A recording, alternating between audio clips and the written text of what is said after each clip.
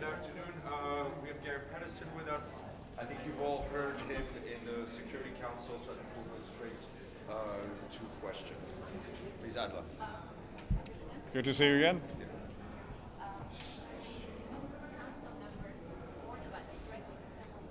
Syria, how concerned are you?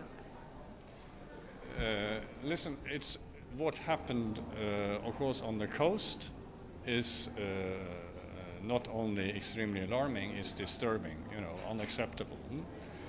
Then we are also, as you know, seeing foreign interference. We are seeing Israeli bombardments. They have occupied the new land, which is also contributing to the instability. And they're also saying that they don't want the Syrian caretaker authorities to go into the south. Then, of course, we have the situation in the northeast. No, there is a contact. There is an agreement in principle to deal with that between the authorities in the northeast and the caretaker authorities. That is positive and very important.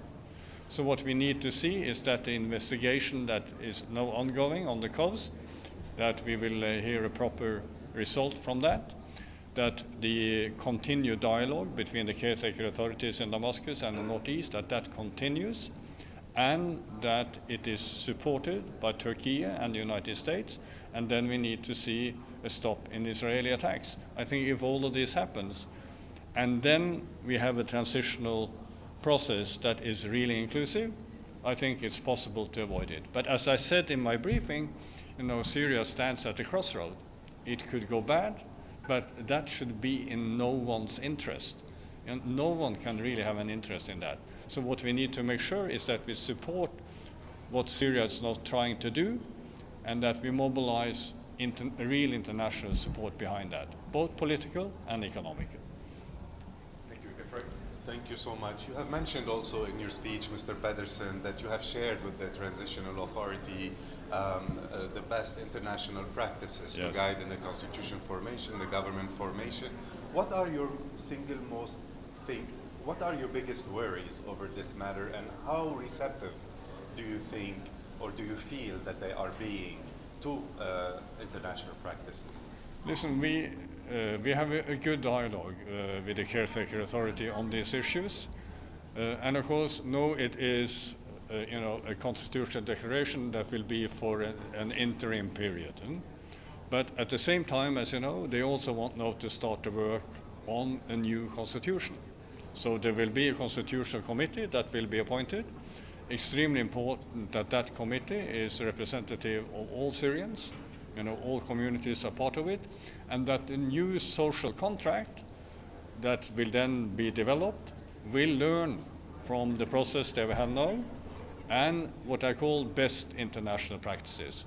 And obviously, will not be surprised to hear, we are here to help and to assist in that process.